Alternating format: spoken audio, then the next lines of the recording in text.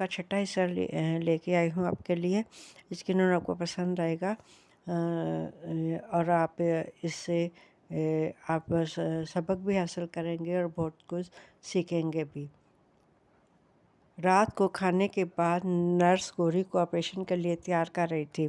اس کے کپڑے بدل کر اسے آپریشن کے لیے گون پہنا دیا گیا تھا۔ گوری رونے لگ گئی۔ نرس نے اسے پیار کیا، تسلی دی اور یوں جب گوری بستر پر لیٹی تو اسے نیند نہیں آ رہی تھی۔ کلو اور مما اس کو بہلا رہی تھی۔ آج مما بھی گھر نہیں گئی تھیں، مگر گوری ان کی طرف دھیان ہی نہ دے رہی تھی۔ بار بار اس کا دھیان اس طرف چلا جاتا کہ اس کے ہاتھ پر داغ پڑ جائے گا، اس کا زخم پتہ نہیں کب بھرے گا، کتنی احتیاط کرنی پڑے گی۔ ہاتھ بھی دایاں تھا، اس سے کوئی کام بھی نہ کر پائے گی۔ گوری کلو کی وجہ سے پریشان تھی کہ کلو کو یوں اس کے پاس رہنا پڑ رہا تھا۔ مما نے کہا بھی تھا کہ وہ رہ لیتی ہے، مگر کلو نے کہا کہ مما آپ کو تو گھر کو بھی دیکھنا ہوتا ہے، ڈاکٹروں سے کام لینے ہوتے ہیں، میں تو یہ سب نہیں کر سکتی نا۔ ویسے بھی اسپتال میں رہ کر اللہ نہ کرے آپ بیمار ہو گئے تو کون گھر کو سنبھالے گا۔ مما حیران ہوتی کہ کلو اتنی سی عمر میں کیسے اتنی سمجھدار اور ذمہ دار ہو گئی ہے۔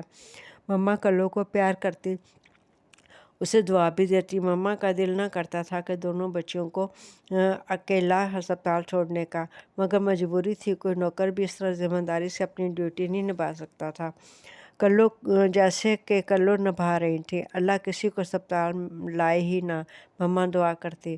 ادھر دادو بھی اتنی صحت مند نہ تھی کہ ان کی بھی دیکھ بھال کرنی پڑتی تھی۔ کبھی کبھی مما کو گوری کے پاس چھوڑ کر کلو گھر سے بھی ہو آتی تھی۔ دوسرے دن آپریشن سے پہلے سب وقت سے پہلے ہی اسپتال پہنچ گئے تھے۔ ضروری کارروائی کے بعد سب تیاری مکمل تھی۔ جب پاپا اسپتال کی طرف سے دیے گئے کاغذات پر سائن کر رہے تھے کہ آپریشن کی ناکامی کے ذمہ دار اسپتال والے نہیں ہوں گے تو پاپا کے ہاتھ کانپ رہے تھے، ان کی آنکھیں بھیگ گئی تھیں۔ دوسرے دن 9 بجے ہی گوری کو آپریشن تھیٹر لے جایا جا رہا تھا۔ مما، پاپا اور کلو نے گوری کو پیار کیا۔ وہ اس کے سامنے رو نہیں رہے تھے کہ کہیں گوری ڈر نہ جائے، ورنہ تو ان سب کا دل کر رہا تھا کہ وہ پھوٹ پھوٹ کر رہے، مگر وہ بڑی مشکل سے ضبط کیے ہوئے تھے۔ خلاف معمول گوری بھی نہیں رو رہی تھی، بس چپ تھی۔ یہ تھی پیارے بچوں پھول اور کانٹا کا چھٹا حصہ، یقیناً آپ کو پسند آئے گا۔ اللہ حافظ، آپ کی مہر نصیب۔